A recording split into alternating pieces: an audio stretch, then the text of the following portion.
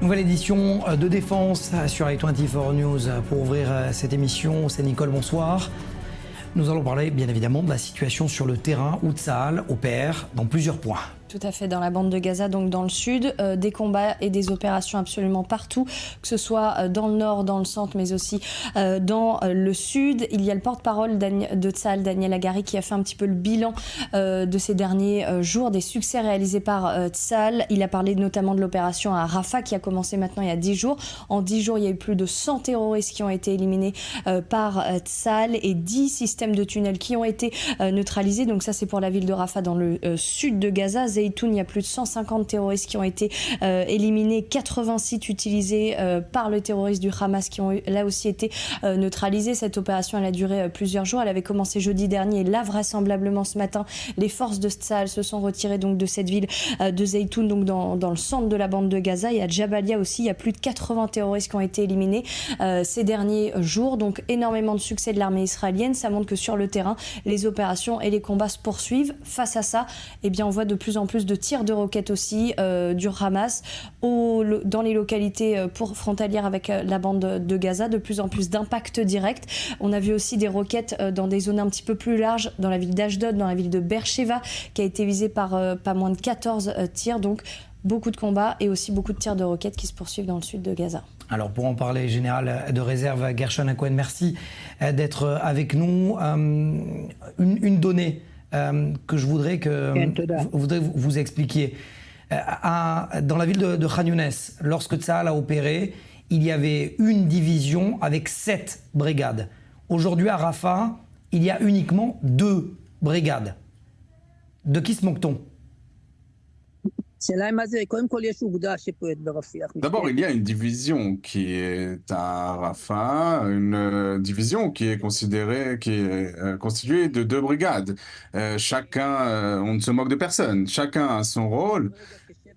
Pour l'instant, il y a 7 brigades dans la bande de Gaza avec 3 commandements de division.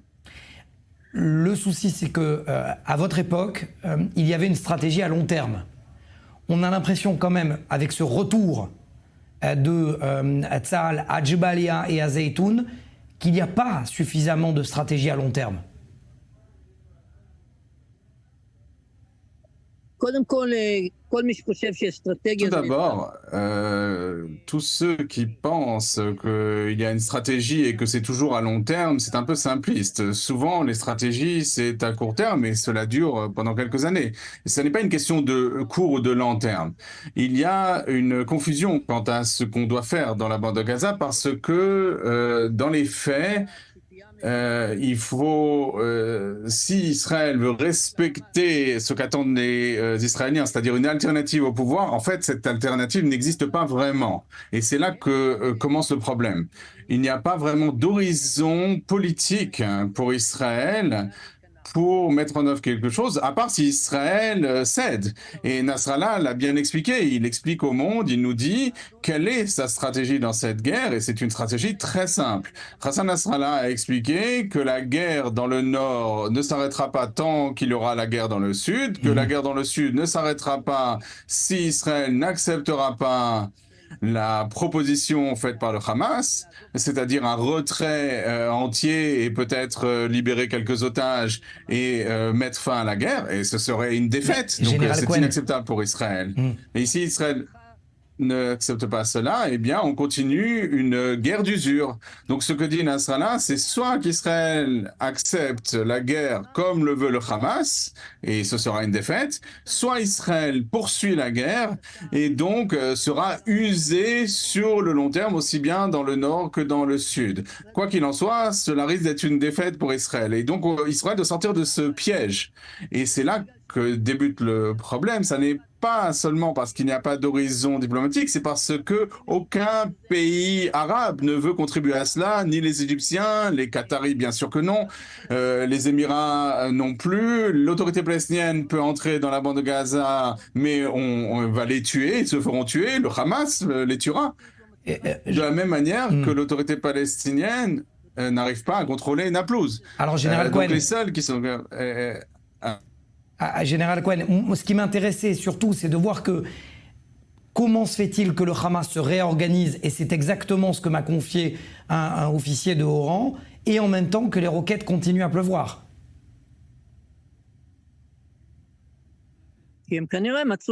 Parce qu'ils ont trouvé des roquettes. Il y a énormément de roquettes. Il est tout à fait possible qu'on fasse entrer aussi des roquettes par les souterrains le long de la frontière avec l'Égypte, entre Rafah, on ne le sait pas. Mais il y a une grosse quantité de roquettes et quand ils parviennent à s'organiser, ils arrivent à tirer. Et c'est ce qui se passera si on se retire de la bande de Gaza comme le veut le Hamas. C'est-à-dire qu'ils auront entre les mains suffisamment d'armement des activistes. Alors bien sûr, on en a tué beaucoup, mais il en restera et ils vont se rééquiper. Et donc la menace reviendra à la menace qu'il y a eu ce matin de Simchat Torah.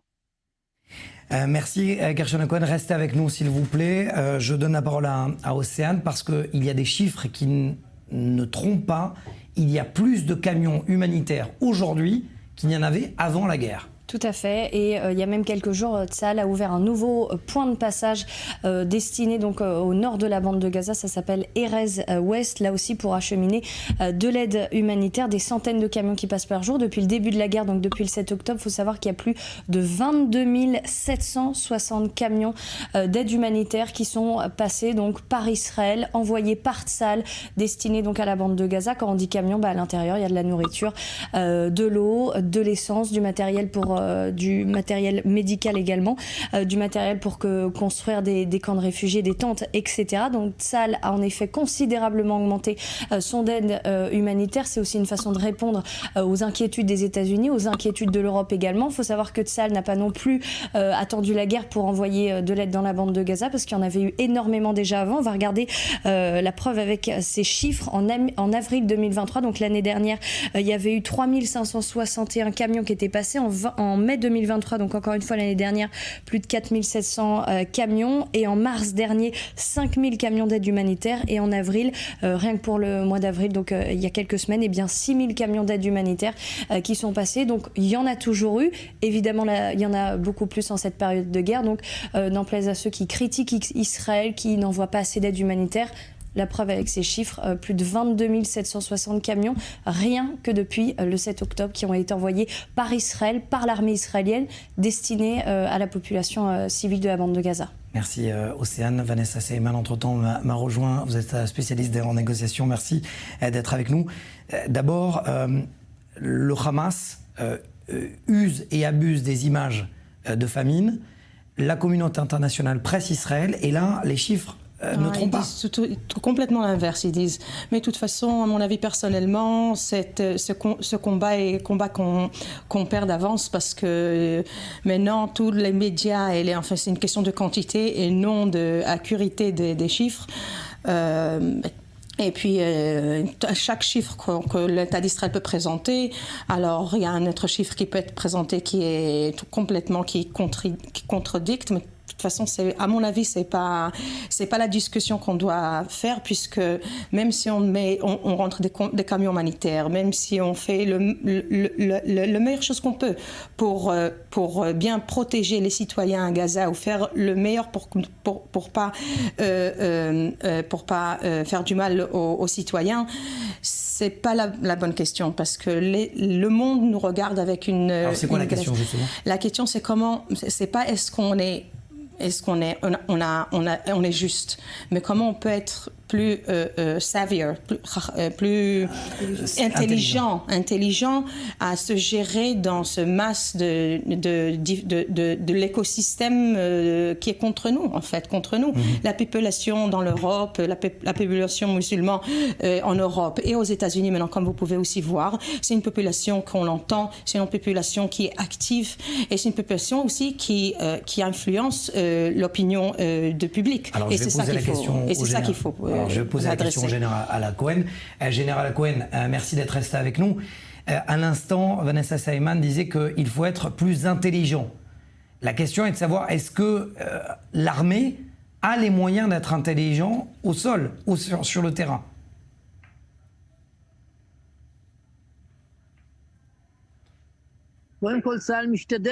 Tout d'abord, Tsahal essaye d'être performant, d'être intelligent. Sur le terrain, il y a beaucoup de difficultés. pour l'instant, la lutte qui concerne la distribution de l'aide humanitaire, en fin de compte, la force la plus importante sur le terrain, ce sont effectivement des représentants du Hamas. Et la population a encore peur du Hamas. D'abord, on ne peut faire aucune démarche sans montrer que le Hamas n'est plus présent sur le Hamas. Tant que le Hamas reste présent, personne ne coopérera avec une force de remplacement. C'est cela l'aspect le plus problématique. La vraie question, c'est que lorsqu'Israël s'est retiré de la bande de Gaza en 2005, du Gush Katif, eh bien, à l'époque, le message de Tsahal était clair. Au moindre viol de la souveraineté israélienne, Tsahal répondra. Aujourd'hui, on a l'impression que le disque est rayé. Non, à l'époque, on ne l'a pas fait. On l'a dit, mais on ne l'a pas fait. Et j'ai dit à l'époque à Aric Sharon qu'il ne serait pas capable de le faire parce qu'il n'aura pas la légitimité à le faire. Et qu'il y aura toujours des circonstances qui empêcheront Israël de réagir. Parfois, ce sera une visite du président américain, une autre fois, ce sera les fêtes, l'autre fois, ce sera avant les élections, on dira que c'est une démarche politique. C'est pourquoi le désengagement de la bande de Gaza a été une catastrophe. C'est cela qui a amené sur nous cette catastrophe actuelle. Je vous vois sourire, Vanessa. Oui, je respecte beaucoup, mais c'est pas une chose qui a amené, c'est pas un événement ou une guerre qui a amené le 7 octobre et la situation que l'État d'Israël. Et j'ai une collègue aux États-Unis qui m'a dit qu'il y a quelques jours, il m'a dit, c'est 20 ans, le monde a attendu qu'Israël va faire quelque chose concernant les Palestiniens, plus que 20 ans. Et les choses n'ont pas été faites. On va faire les choses pour les Palestiniens ou contre le Hamas? À mon avis, oui. Je suis tout à fait, je comprends bien. De toute façon, c'est les Israéliens, c'est comme ça. Mais je peux dire que pour moi, pour les Palestiniens et pour le Hamas, aujourd'hui, c'est un peu pareil, parce que même s'il y a des Palestiniens qui sont contre la façon que Hamas gère les choses, ils n'ont pas la possibilité et non la capacité de faire intérieurement faire quelque chose contre Hamas. Alors pour moi, de la façon que je vois les choses, pour la situation, pour améliorer la situation israélienne dans le Moyen-Orient, comme ça on va garder notre État juif, démocratique, comme il était jusqu'à maintenant. Vous avez dit, il est rayé, le disque est rayé, eh ben, ça fait déjà 20 ans, même plus à mon avis, qu'on ne s'occupe pas profondément des problèmes, mais plutôt, on met plutôt un bandage à la place de bien, ça, c'est pour le jour d'après. Mais maintenant, en attendant, le Hamas est en train de se moquer d'Israël, se moquer des États-Unis. Tout à fait. Est-ce que et si je peux même ajouter du Qatar aussi. Vous voyez bien que le Qatar, il a dit il y a quelques semaines, il a dit ah non, on veut plus être médiateur dans cette situation parce qu'ils n'ont pas eu l'habilité de délivrer le Hamas. Ils ont fait tout ce qu'ils pouvaient. Ou alors le Qatar fait partie du jeu. On va jamais bien savoir. À mon avis, c'est un peu des deux. Donc, à quoi sert de négocier si le Hamas se moque? On doit faire toutes nos possibilités pour essayer d'amener nos 133 otages là-bas, si c'est avec Qatar, si c'est avec l'Égypte.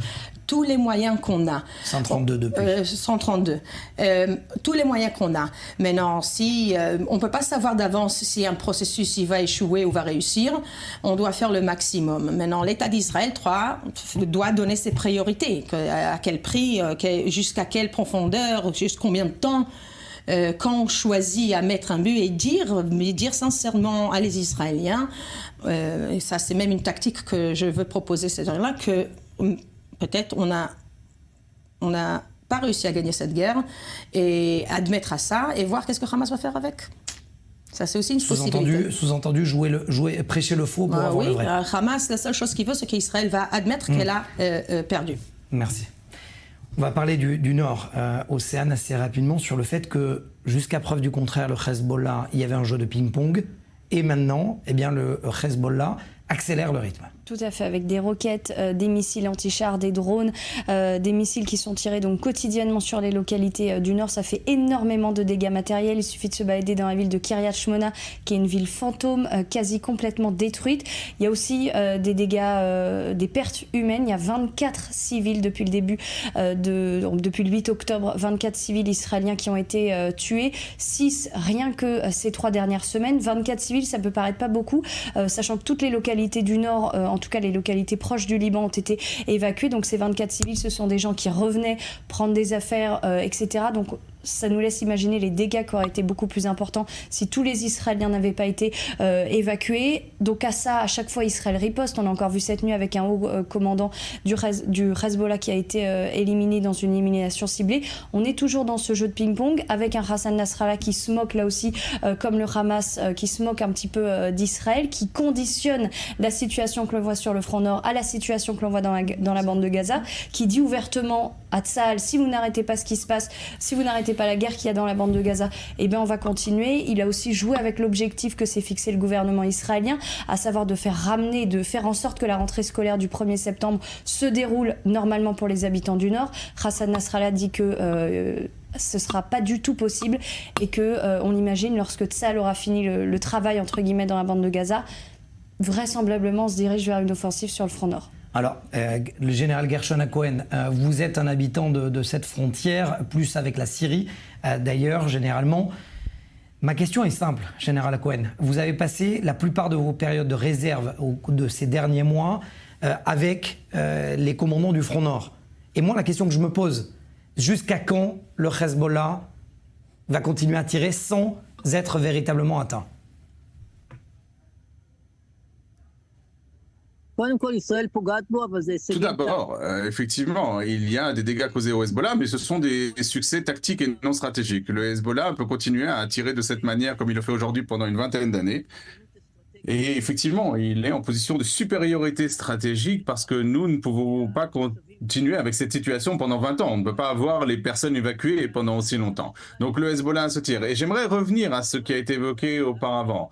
Lorsqu'on dit qu'Israël pourrait céder pour les otages au Hamas, il y a une menace existentielle à laquelle Israël est confronté. Le Hamas essaye d'humilier Israël et essaie de faire en sorte qu'Israël accepte des conditions qu'il ne doit pas accepter. Ça n'est pas que 20 ans on attend de résoudre les problèmes, il n'y a pas de solution aux problèmes palestiniens parce que les Palestiniens veulent encore plus que ce que leur a donné Yitzhak Rabin. Et c'est une guerre perpétuelle. S'ils continuent à demander ce qu'on ne peut pas leur donner, on ne peut pas diviser Jérusalem, on ne peut pas donner le droit au retour, on ne peut pas permettre le déracinement supplémentaire de Juifs, ni la vallée du Jourdain. Donc quand on parle d'essayer de résoudre les problèmes, on ne peut pas vraiment le résoudre. Il faut combattre et gagner. C'est cela qu'il faut faire. Et ce qu'on a vu lors du désengagement de la bande de Gaza, c'est qu'on n'a pas essayé de résoudre la question palestinienne. Parce que les Palestiniens dans la bande de Gaza avaient déjà l'autonomie de l'autorité palestinienne depuis mai 1994. Lors du désengagement, Israël leur a offert la possibilité, en sortant de la bande de Gaza et en ouvrant la frontière avec l'Égypte, cela leur a permis de s'armer et de constituer une menace pour Israël. Et on n'a pas le droit que cela se passe en Judée-Samarie. Donc en Israël, on doit comprendre que c'est une menace existentielle, une guerre qui durera ce qu'elle durera, et ce qu'on demande de nous, c'est une reddition, et nous ne pouvons pas accepter de nous rendre. La guerre durera autant que cela devra, et le Nord alors ? Parce qu'en attendant, le Hezbollah, pour l'instant, fait ce qu'il veut.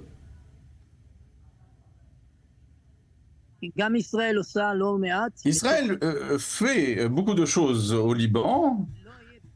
Mais s'il n'y a pas de solution diplomatique telle que souhaitent les États-Unis et la France, eh bien Israël combattra. Ce sera une guerre qui sera longue et qui sera au-delà de ce à quoi on peut penser actuellement. Ça n'est pas seulement la zone frontalière. Ça ne résoudra rien.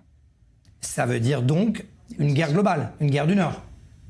Et pourquoi les mots ne sont pas prononcés par les... Oui, il n'y a pas d'autre choix. C'est un problème d'armes. C'est un problème d'armes.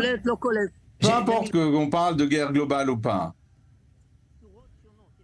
il y a plusieurs formes de combattre. Il y a plusieurs formes de guerre, de la même manière que, voilà, quand vous cuisinez un déjeuner, vous pouvez cuisiner d'une manière ou d'une autre. Mais voilà, un dîner, c'est un dîner, et une guerre, c'est une guerre. Ce qu'on a dans le nord, c'est une guerre. Alors, comme il y a des restrictions, le Hezbollah utilise ces restrictions qui sont imposées à Israël parce que, pour des raisons internes, le Hezbollah ne veut pas que Beyrouth soit détruite. Mais si Beyrouth est détruite, eh bien, il y aura des menaces sur Tel Aviv, il y aura des dégâts qui seront causés à Tel Aviv. Et vous savez, comme on dit, si vous voulez jeter des pierres, n'habitez pas dans une cage de verre. Donc, si Israël doit combattre avec le Hezbollah, peut-être que les maisons de verre à Tel Aviv seront détruites, mais il faut tout faire dans ce cas-là pour que le Hezbollah ne puisse pas continuer à menacer tel qu'il le fait aujourd'hui. Merci, Général Gershon Cohen, général de réserve de l'armée israélienne, d'avoir répondu à mes questions. Vanessa Seyman, on fait comment? C'est-à-dire que le Hamas se moque d'Israël, le Hezbollah se moque des États-Unis et de la France, et à un moment, il faut qu'Israël garde la main. Ça, c'est une question très compliquée. Ça ne s'agit pas rien que de la façon qu'Israël va se gérer. Israël, elle n'a pas un processus bilatéral avec une partie. En fait, Israël doit gérer plusieurs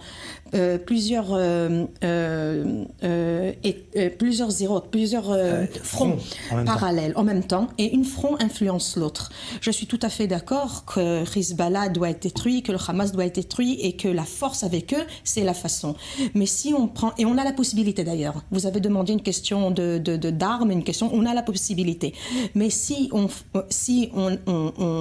exécute au maximum cette possibilité, ça a une influence sur l'arme de diplomatie et de négociation. Mais rapidement, ça sera ma dernière question, Vanessa. Est-ce qu'à un moment, dans le jeu de négociation, on vient soit avec force, soit avec faiblesse? Et on a l'impression pour l'instant qu'Israël est en position de faiblesse. Tout à fait. Israël est le côté faible dans cette round, dans ce tour-là, parce que l'Israël, comme a dit le général, c'est toujours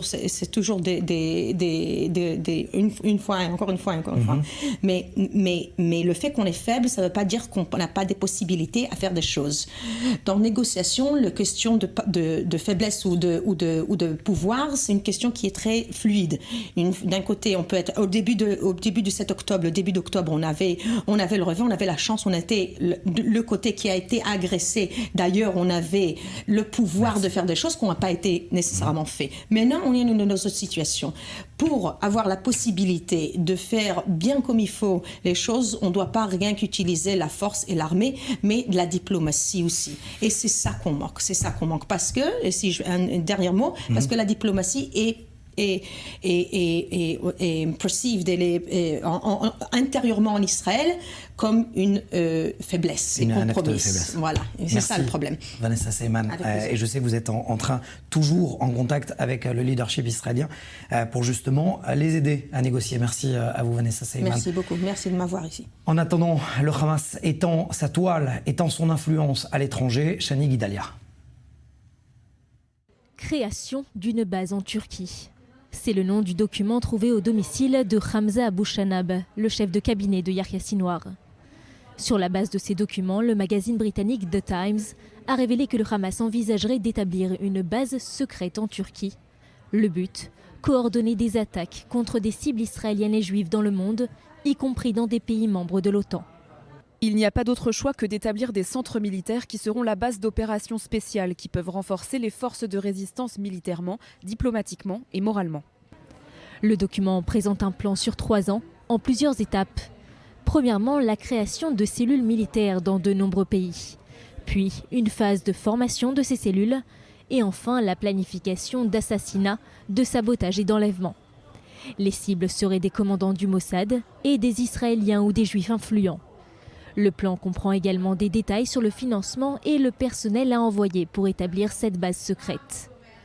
Contrairement à d'autres organisations terroristes, le Hamas parvient à tisser une toile pour étendre son influence à l'échelle mondiale. Des alliances qui lui permettent d'obtenir un soutien politique, économique et parfois militaire, tout en légitimant sa cause sur la scène internationale. Cette influence est le résultat d'une stratégie bien orchestrée qui combine financement international et alliances diplomatiques. Le Hamas continue en parallèle de trouver des moyens pour développer son réseau tout en maintenant sa position de leader à Gaza. Et j'ai le plaisir de donner la parole à Dalia Ziada. Merci d'être avec nous. Vous êtes auteure égyptienne et chercheuse au JCPOA. Merci d'être avec nous. Dalia, à quoi d'ailleurs un commentaire sur la manière dont le Hamas, dont les frères musulmans étendent leur toile à l'étranger. Vous êtes surprise ?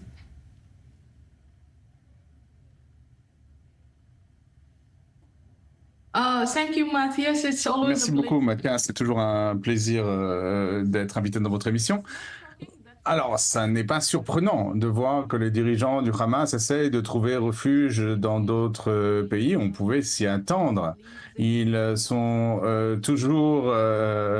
ils peuvent toujours laisser les Palestiniens dans la bande de Gaza pour que cette population subisse les horaires de Gaza et qu'ils servent de bouclier humain aux militants du Hamas, tandis que les dirigeants du Hamas n'hésitent absolument pas à trouver refuge dans d'autres pays.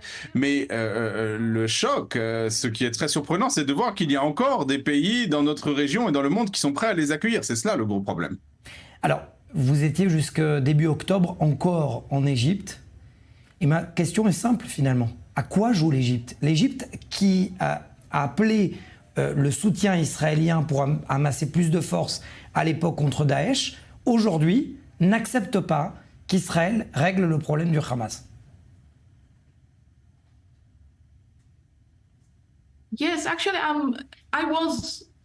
Effectivement, j'étais en Égypte le 7 octobre et j'ai dû quitter le pays parce que j'ai condamné le Hamas. J'ai dit que tout le monde devait soutenir Israël, y compris l'Égypte. Le problème, c'est qu'à l'heure actuelle, ce que je vois lorsque je parle avec les gens qui sont en Égypte, il semble que les dirigeants égyptiens se radicalisent dans ces positions face à Israël. Ils deviennent de plus en plus hostiles à Israël, même s'ils savent très bien qu'aider Israël dans sa guerre contre le Hamas est dans l'intérêt de l'Égypte. Et c'est aussi dans l'intérêt de la sécurité nationale de l'Égypte. Mais malheureusement, les dirigeants égyptiens ignorent, ou en tout cas nient cette réalité. Il s'agit de faire plaisir à la majorité de la population égyptienne qui, elle, soutient l'ordre du jour du Hamas et du peuple palestinien. Donc pour vous, ce n'est pas une tactique, c'est vraiment une question d'idéologie aujourd'hui. C'est-à-dire que l'Égypte a oublié qu'Israël lui permet depuis des années d'amasser des troupes le long de la frontière avec Israël sur le désert du Sinaï, alors que ça ne fait pas partie, par exemple, de l'accord entre les deux pays.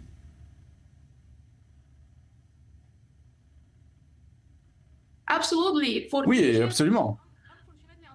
Malheureusement, jusqu'à aujourd'hui, les institutions à la tête de l'Égypte, l'armée, les services de renseignement considèrent toujours Israël comme un ennemi historique. C'est-à-dire que même si les relations se sont améliorées ces dernières années, notamment avec la coopération en matière de sécurité dans le Sinaï.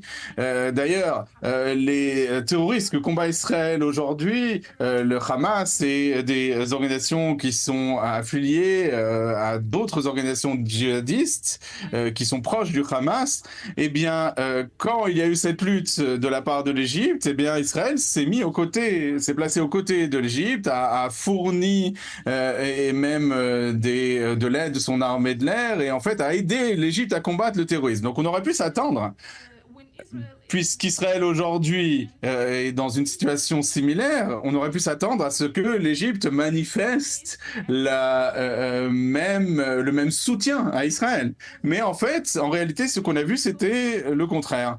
Et on a vu une amélioration des relations entre Israël et l'Égypte ces dernières années, mais on voit que cette amélioration des relations n'était qu'un aspect pragmatique. Et pour nombre d'Égyptiens, et notamment des dirigeants égyptiens, ils disent « Nous avons besoin d'Israël, nous avons besoin de coopérer sur le plan opérationnel, sur le plan économique, tant que cela nous bénéficie. » Mais cela ne signifie pas que nous allons dire qu'Israël est un véritable ami et voisin. Ils ont encore dans leur esprit ce concept selon lequel Israël est un ennemi, mais ils n'hésitent pas, quand ça les arrange, effectivement, de profiter de la coopération avec Israël. Mais Israël a besoin de l'aide de l'Égypte, et bien, ils ne la fournissent pas. C'est ce qui s'appelle effectivement de l'hypocrisie. Je vous laisse parce que je sais que vous avez un vol et que vous m'avez fait au moins l'honneur de prendre quelques minutes avant de prendre un vol d'avion. Merci à vous et vous revenez quand vous voulez dans Défense. Thank you. Merci.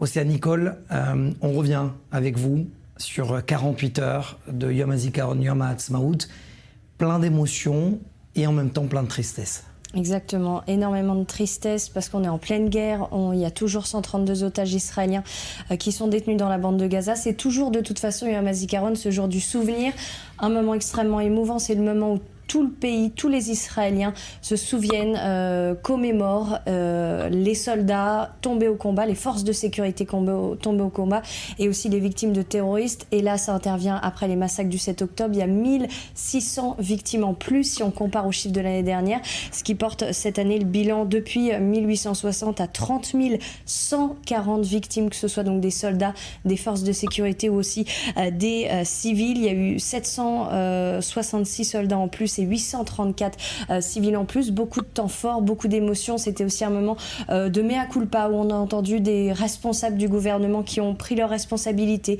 qui se sont excusés. On se souvient notamment du discours de Amir Ohana, le président de la Knesset, qui a avoué l'État d'Israël n'était pas là le 7 octobre. On vous a abandonné. Ça a été ce qu'a prononcé Amir Ohana. Un moment aussi extrêmement fort, c'était le discours d'Herzl Halevi au mur occidental au côté à Jérusalem, le chef d'état-major de Tsahal qui s'est carrément excusé au nom de tous les responsables de l'armée israélienne de ne pas avoir ramené finalement vivants les enfants des Israéliens qui ont donné leurs enfants. On va écouter Herzl Halevi.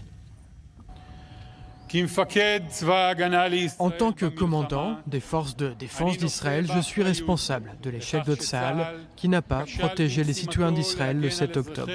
Je ressens le poids de cette responsabilité tous les jours. Je suis le commandant qui a envoyé vos fils et vos filles dans cette bataille dont ils ne sont pas revenus et au poste d'où ils ont été enlevés. Et la cérémonie de passation, donc entre le jour du souvenir et le jour de l'indépendance, a été extrêmement forte puisqu'on a vu ces 12 flambeaux qui ont été allumés dans les localités du sud, à Nativ HaSarak, Faraza, devant le commissariat de Sderot, allumés aussi par des personnes héroïques du 7 octobre. D'ailleurs aussi les 12 flambeaux qui ont été allumés cette fois lors de la cérémonie à Jérusalem, et bien là aussi c'était des personnes qui ont eu un rôle extrêmement important le 7 octobre. C'était des responsables du service de secours Magen-David-Adom, l'ancienne soldate qui a été libérée, une mère aussi d'un otage dans la bande de Gaza, donc extrêmement fort en émotion. Et puis les célébrations de Yom HaAtzmaut étaient beaucoup moins fortes évidemment cette année, on l'a tous remarqué dans les rues, il y a eu beaucoup moins de barbecue. On va peut-être regarder une image qui reflète vraiment ce Yom HaAtzmaut, cette journée de l'indépendance. Ça s'est passé donc dans la ville de Sderot où il y avait des Israéliens qui s'étaient rassemblés, drapeau israélien en main, tous habillés en bleu et blanc, et ils ont dû se réfugier. En même temps, il y a eu l'alerte, ils ont tous fini à plat ventre pour se protéger. Donc c'était cette dure réalité de Yom HaZikaron, Yom HaAtzmaut cette année, particulier donc pour les Israéliens. Bienvenue à l'indépendance 2024 des Israéliens à plat ventre à cause d'une alerte. Alors j'ai pu de manière exclusive m'entretenir en début de semaine avec celui qui a allumé un flambeau. Il s'agit du général de la police, le commandant du district sud de la police israélienne. C'est la première fois qu'il s'exprime sur notre antenne. Écoutez, il a eu un rôle extrêmement important au cours du 7 octobre. Interview exclusive d'Amir Cohen. C'est une fierté mais qui est accompagné d'un sentiment, d'un souvenir très douloureux, puisque nous savons bien pourquoi nous allumons ce flambeau qui rappelle le 7 octobre. Le 7 octobre, les policiers, les membres des gardes-frontières, les gens du Shabak, les groupes d'intervention, tous nos soldats, tous ont quitté leur maison, ont quitté leur base militaire pour combattre le mal. Cette incursion du Hamas a nécessité que tout le monde soit au combat. Il y a eu des actes d'héroïsme et aussi des prix très lourds qui ont été payés.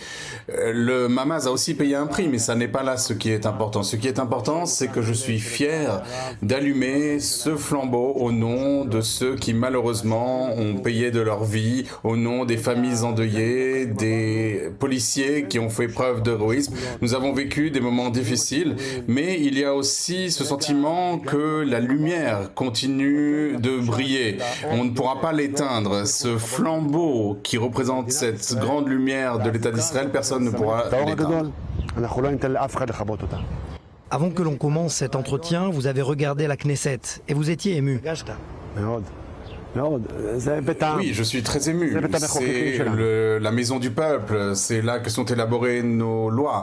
Cette aspiration à la démocratie, à être un pays qui veut vivre, un pays où on offre des occasions égales à chacun, qui possède une puissance militaire exceptionnelle, une puissance technologique, un pays de progrès. Eh bien, cette institution a un impact là-dessus et c'est toujours émouvant de venir ici en tant que représentant bien sûr de l'état de droit, mais aussi aujourd'hui en tant que représentant de dizaines de policiers, de membres du corps des gardes frontières à qui on rend hommage, à qui cette institution rend hommage aujourd'hui, et c'est un hommage qui est très important pour nous, policiers, pour nous en tant que police israélienne, mais c'est surtout important pour Israël et pour les citoyens d'Israël.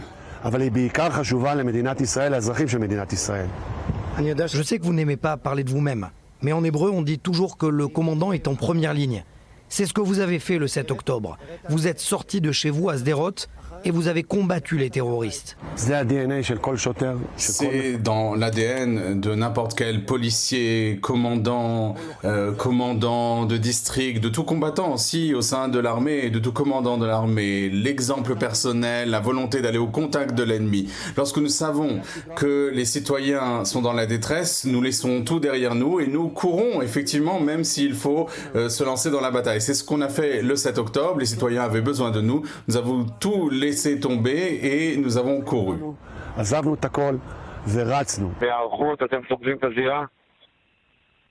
בדיוק ככה מפקד. נצטרך כוחות נוספים, תן לנו קריאה. יש פה כוחות נוספים לטובתך, כולל ימ"ס טקטית. כרגע בידוד של הזירה באחריותכם וכניסה פנימה ימ"מ.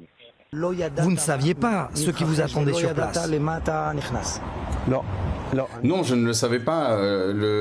À 6h30, j'ai été réveillé par les explosions qu'on entendait, des roquettes que le Hamas a tirées à partir de la bande de Gaza, qui étaient interceptées par notre système dôme de fer, cet excellent système de défense antiaérienne. Et je suis sorti de la maison et j'ai vu les lueurs dans le ciel et j'ai compris. Et la première question que nous avons posée, c'est qui avons-nous éliminé dans la bande de Gaza? Donc je ne savais pas exactement ce qui se passait.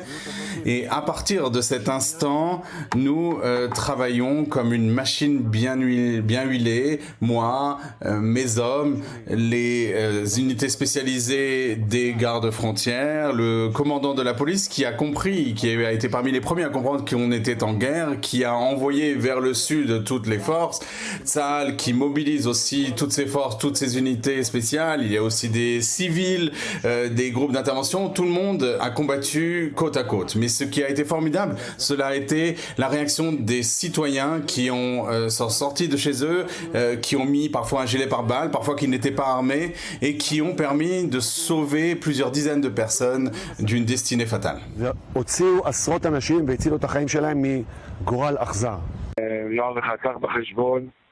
החושך תכף לפתחנו. אני מבקש, יש פה כוחות צה"ל, תחבור גם לכוחות צה"ל. נחפיף לך את כל הכוחות ותתן להם גזרות ותשטפו את העיר, תנקו אותה, תעדכנו אותנו שזה נקי. אבל Le public israélien le sait, mais à l'étranger, pas tellement. Ce que peu de gens savent, c'est que les policiers ont été les boucliers de tout un pays. Les policiers ont littéralement bloqué l'avancée des terroristes.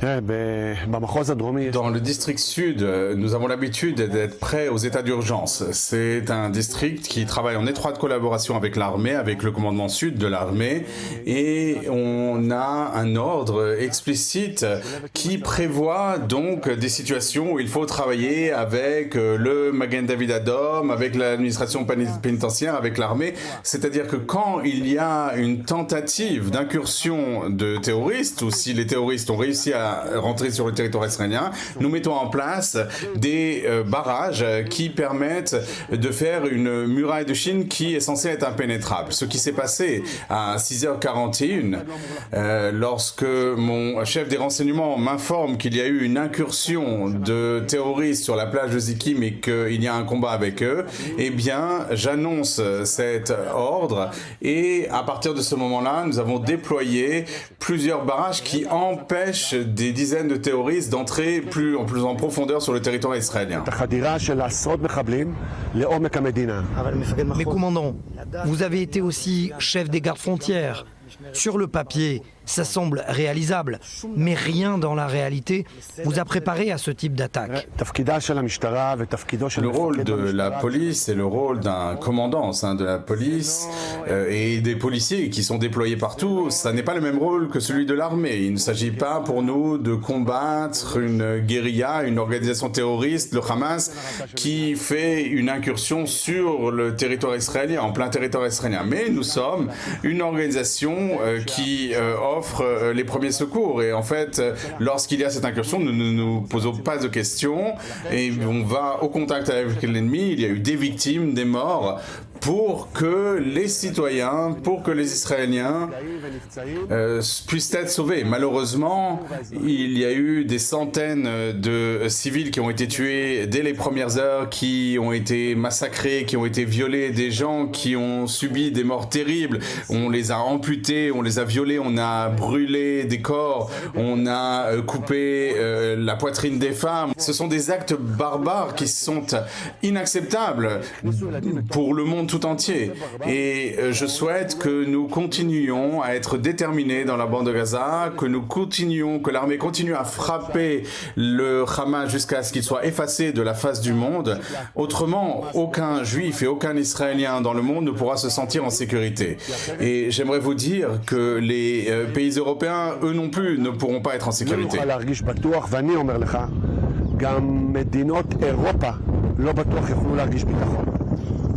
Et d'ailleurs, pour la suite, est-ce que les plans sont prêts ou pas encore ?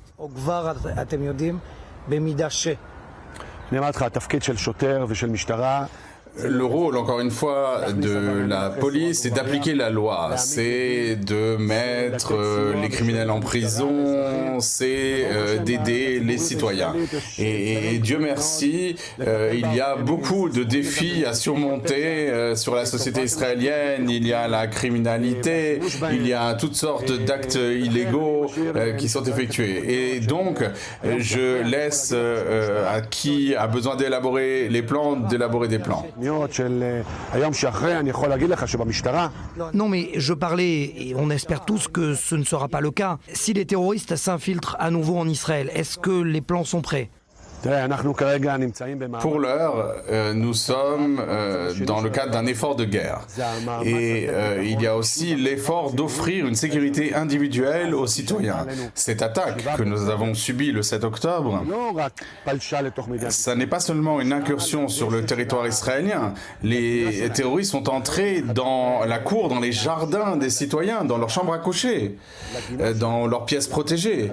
Et c'était une atteinte grave à la sécurité individuelle. Et avec tous les autres services de sécurité, avec l'armée, le Shabak, le service pénitentiaire et les groupes d'intervention des différentes localités, il faut dire un mot. La décision du ministre Itamar Ben-Gvir, la décision qu'a prise M. Ben-Gvir de donner des armes à ces groupes d'intervention civile, c'est une excellente décision parce que cela me permet d'utiliser ces groupes d'intervention opérations et de les déployer là où nous n'avons pas de policiers, nous n'avons pas d'agents. Au cas où une cellule terroriste fait incursion sur le territoire israélien et commette des crimes contre des citoyens israéliens, nous avons quelqu'un qui pourra réagir après. Deux dernières questions. Depuis le 7 octobre, de nombreux films ont montré la bravoure des policiers qui ont combattu pendant des heures avec seulement quelques chargeurs. Vous en êtes fiers ? Je suis fier de mes policiers aujourd'hui, comme hier et comme le 7 octobre, et même avant le 7 octobre. La police israélienne, les policiers d'Israël sont des citoyens, sont des sionistes, et ce sont des gens qui sont issus de la société. Être policier, même avant le 7 octobre, c'était une mission, beaucoup de dévouement. Parfois, ils ne sont pas très populaires. Parfois, ils sont le punching ball de l'ensemble des citoyens. Ça n'est pas toujours facile. Mais je sais qu'après le 7 octobre, les gens ont fait plus confiance à la police. L'attitude envers les policiers s'est bien améliorée. Je pense qu'il y a encore des progrès à faire dans ce sens. J'aimerais que les citoyens sachent que ces policiers étaient là, ont risqué leur vie pour protéger les citoyens. Et j'aimerais que les citoyens fassent chacun un acte et disent merci, qu'il s'agisse d'un combattant des gardes frontières, à un membre des groupes d'intervention, à un soldat, qu'ils leur disent merci tout simplement. Parce qu'ils ont fait, c'était une attitude héroïque. Cela nous rappelle les actes qui ont été commis pendant la guerre d'indépendance. Ce sont comme les pilotes de la guerre des 6 jours, comme les héros des blindés, des parachutistes de Golani, de la guerre de Kippour, avec les soldats de Tzahal, avec les commandants de Tzahal et avec toutes les unités des forces de sécurité. Cela a été la plus grande épreuve à laquelle nous avons été confrontés récemment et ils l'ont confronté avec héroïsme.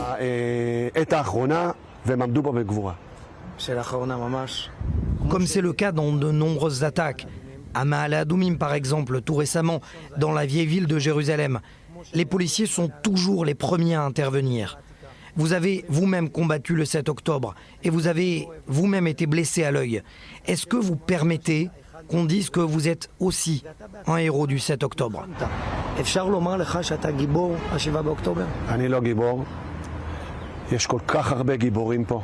Je ne suis pas un héros. Il y a tant de héros en Israël et les véritables héros, ce sont les familles endeuillées qui doivent faire face à ce vide immense.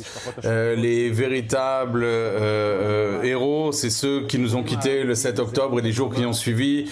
Et aujourd'hui et demain, nous allons les pleurer dans les cimetières. Ce sont eux les véritables héros.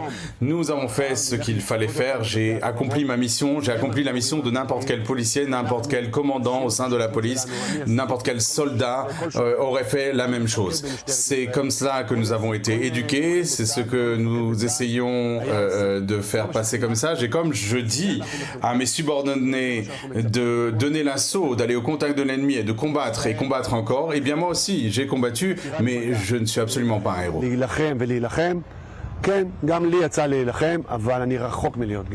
Merci beaucoup. Yom HaZikaron et Yom HaAtzmaut, c'est aussi l'occasion de voir ce sujet que j'ai tourné avec mon caméraman Shlomi Saban. Un père d'un soldat qui a été tué à Gaza veut offrir une ambulance blindée au Magad David Adom, aux secouristes. Regardez. Bonjour, William. Comment ça va? Très bien, très bien. Super. Oui. Et la famille? La famille va bien. Super. Ouais. Alors, on avance avec le projet? J'espère que oui, oui, doucement, doucement. Ça avance tout doucement. Oui. L'objectif est simple, on va arriver à une ambulance blindée. Blindée, exactement. Oui. Alors ici on a cette ambulance et le projet va avancer petit à petit. On va arriver à cet objectif. Ça sera une ambulance blindée qui sauvera des vies. On peut dire que les ambulances blindées maintenant c'est quelque chose d'essentiel. Une ambulance blindée en hommage à son fils. C'est le projet que s'est fixé Eitan Maizlis, dont le fils, Nitai, soldat d'une unité d'élite de tanks, a été tué au combat le 24 décembre 2023 à Shati, au nord de Gaza. Nitai était bénévole de l'âge de 16 ans. Et toutes les années, il était toujours actif dans le sujet d'aider et sauver des hommes. Il a même écrit une fois à sa sœur que de toutes les affaires qu'il a fait, d'être bénévole dans le Magen David, c'était pour lui le top de son activité. Le 7 octobre au matin, Nitai était en service volontaire dans une ambulance du Magen David Adom sur les routes d'Israël. Il a eu le temps de mettre à l'abri plusieurs civils sur le bas-côté avant de terminer sa mission et revêtir l'uniforme de réserviste. Une fois encore, pour lui, il ne fallait jamais perdre une occasion d'aider. Pour nous, c'est continuer sa approche à la vie, de sauver des gens. Alors c'est clair, pour nous c'était clair immédiatement au début qu'il faut, c'est ça que nous allons faire en mémoire de Nitai. Et je crois que vraiment, ça c'est vraiment le Nitai vrai, de continuer de donner, de continuer d'aider aux autres. Alors je crois que je suis assez sûr qu'il est heureux de cette campagne. Comme Nitai, 30 volontaires et bénévoles du Magen David Adom ont été tués depuis le 7 octobre. Et oui, on voit ces photos-là, on voit Shir, on voit Rotem, on voit tous ces bénévoles-là, on voit Amit qui était instructrice dans l'école de paramédic, qu'on l'a perdu le jour du 7 octobre. Tout ça, c'est des gens qui se sont battus pour la vie et ils ont perdu leur vie. Il est tombé le 24. Eitan Maizlis espère pouvoir rapidement récolter la somme nécessaire pour offrir à ses secouristes cette ambulance blindée. Où est-ce que nous sommes? Dans le centre d'opération du Magen David Adom à Jérusalem. C'est le plus grand centre. C'est le centre régional, oui.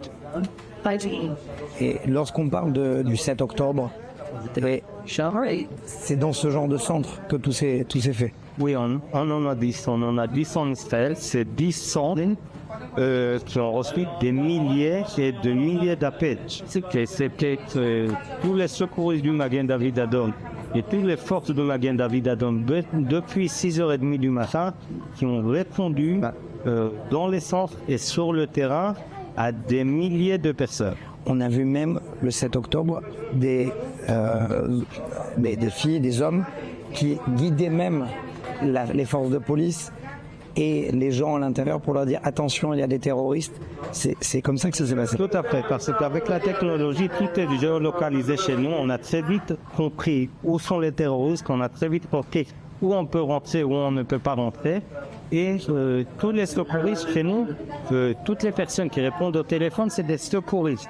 Alors ils ont pu donner des instructions et commencer le traitement depuis le début de cette journée. Deux questions. D'abord, on a dit que les terroristes visaient volontairement les ambulanciers. Est-ce que c'est vrai? Tout à fait, tout à fait. Premièrement, on a perdu 4 de nos personnes ce jour-là. Deuxièmement, 16 ambulances ont été touchées. Et plus que ça, on a vu que les terroristes du Hamas ont cherché les ambulances. Dès qu'ils les ont trouvées, ils ont tiré, ils ont neutralisé nos ambulances. Et c'est des GoPro des terroristes qui nous ont montré ça sur les réseaux sociaux. Vous avez plus de 20 ans de Magen David Adom. Oui. Vous êtes un Israélien. Le 7 octobre, aujourd'hui, vous êtes dans quel état aujourd'hui? Alors, le 7 octobre, je crois, c'était une extrême. Mais aujourd'hui, on comprend que d'autres choses peuvent se passer. C'est aujourd'hui, peut-être, ce qu'on fait, c'est on se prépare. On se prépare beaucoup plus au front nord. On se prépare beaucoup plus partout en Israël pour répondre le plus vite possible pour sauver des vies. vous auriez aimé peut-être, une question personnelle, que la ministre Miri Regev appelle le Magen David Adom et leur demande d'allumer un flambeau cette année? C'est déjà personnel. Je crois que la mission du Magen David Adom, c'est la plus grande fierté. La possibilité de sauver des vies chaque jour, tous les jours, pour nous, c'est une grande fierté. Et oui, on a une de nos secouristes qui sera là-bas et qui allumera le flambeau. Mais pour les 35 000 bénévoles du Magen David Adom, notre fierté, c'est le quotidien, c'est le sauvetage de vie. Dernière question encore plus personnelle. Vous avez perdu des amis proches. Au quotidien, ça se passe comment? Est-ce que la vie n'est plus pareille après le 7 octobre? Quand on fait le point, après le Yom HaZikaron, le jour du souvenir, après le jour de l'indépendance, la vie n'est plus pareille. Le quotidien est différent. Quand on passe à côté de la maison de cet ami qu'on a perdu, alors on se rappelle. Quand on est dans une situation qu'on était avec lui, alors on se rappelle. Mais on peut dire que c'est différent, mais ça peut donner aussi un espoir. Parce qu'on sait pourquoi ils sont tombés. Il faut tomber, protéger, se fait protéger l'État. Ils sont tombés pour sauver des vies. Et quand on voit ça, on peut se dire qu'il y a un espoir. Parce que les secouristes de Magen David Adom sont aussi engagés dans Gaza. En tant que les volontaires sont aussi engagés auprès de l'armée. Les volontaires qui font le service militaire. Et il y a beaucoup de secouristes, de paramédics du Magen David Adom qui sont appelés en tant que soldats pour sauver des vies là-bas. Et on en a perdu. On en a perdu pendant le 7 octobre et depuis on a perdu beaucoup de personnes.